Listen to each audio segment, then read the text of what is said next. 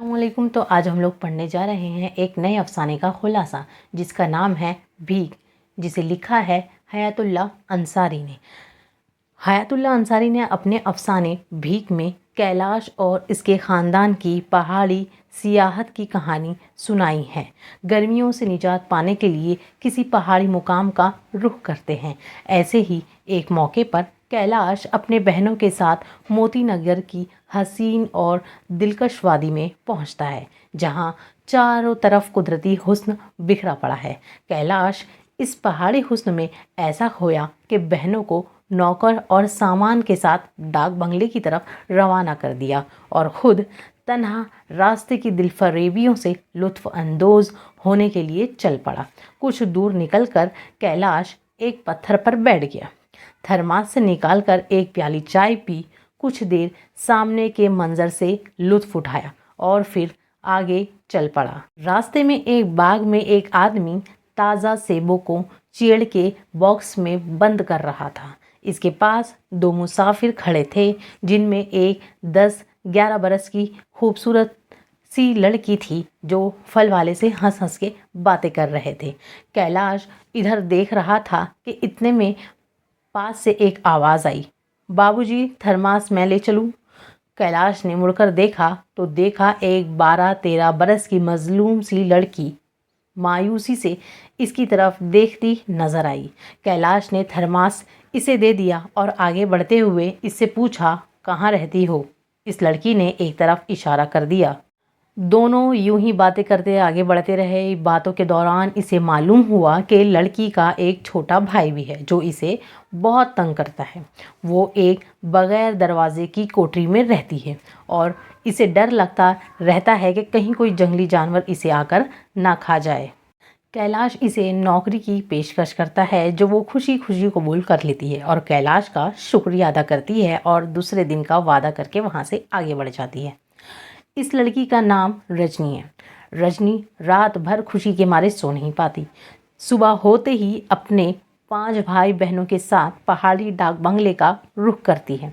इसके दिल में जोश है, खुशी है और चंद सपने हैं। जब मोतीनगर की चोटियों पर धूप दिखाई दी तो 6 बच्चों का ये काफिला 100 फीट पहाड़ पर चढ़ चुका था। लल्लू को रजनी गोद में उठाए हुए थी। इसकी वजह से सफ़र में तेज़ी नहीं आ पाई थी। अभी 400 फीट का सफ़र बाकी था। रजनी के गुस्से से लल्लू डर जाता था। बाकी बच्चे ताज़ा दम थे और बारी बारी वो भी लल्लू को उठा लेते थे। इस तरह छोटे इंसानों का ये काफिला मरते खपते 50 फीट ऊपर चढ़ गया। इस जगह रामू को चश्मे के पास पड़ा हुआ एक दागी सेब मिल गया। रजनी ने इसमें से एक बड़ा टुकड़ा लल्लू को दिया और फिर बाकी के 2 टुकड़े कल्लू और मुन्नी को दिए। ये लोग सेब खाकर ताज़ा दम हो गए और ये काफिला बातें करते आगे बढ़ता गया। आखिर डाक बंगले की झलक दिखाई दे ही गई। इधर कैलाश लड़की का इंतज़ार कर रहा था। इसने अपनी बहनों को भी इसके बारे में बता दिया था और अपनी फैयाज़ी का भी जिक्र कर दिया था। मगर जब वो लड़की 5 भाई बहनों के साथ कैलाश के सामने पहुंची तो इसकी सारी फुर्राख दिली और फैयाज़ी हवा हो गई। वो सोचने लगा, रजनी के साथ 1-2 बच्चे होते तो उन्हें पाला जा सकता था, लेकिन इतनों को कैसे पाला जा सकता है। इधर कैलाश की बहनें भी इसके मेहमानों को देखने के लिए वहां आ गई और जब इन्होंने इससे पूछा कि भैया इन सबको ले चलोगे, तो वो झिंझला गया और रजनी से कहने लगा, तूने कल क्यों नहीं बताया कि तेरे साथ इतनी बड़ी फौज है? सबको मैं कहाँ रख सकता हूँ? रजनी पर बिजली सी गिर गई। इसने नफरत से अपनी घिनौनी फौज को देखा और 5 मिनट बाद ये फौज नाकामी और नामुरादी के साथ वापसी का सफ़र करने को तैयार थी। लेकिन कैलाश के लिए आसान ना था कि वो इनको यूं रुखसत कर दे। इसकी हमदर्दी ने इसे फिर आवाज़ दी, इनके लिए कुछ तो करो। चुनांचा कैलाश ने रजनी को पुकारा और 2 रुपए इसके हाथ पर रख दिए। रजनी अपनी फ़ौज के साथ मायूसी से वापस हुई। वो अपनी फ़ौज के साथ बाज़ार पहुंची। थोड़ी थोड़ी पूरियां खरीदती गई और भूखे बच्चों के पेट की आग बुझाती गई और यूं वो 2 रुपए देखते ही देखते ख़त्म हो गए और वो काफ़िला फिर उसी कोठरी में पहुंच गया जहां भूख थी, सर्दी थी और खौफ था।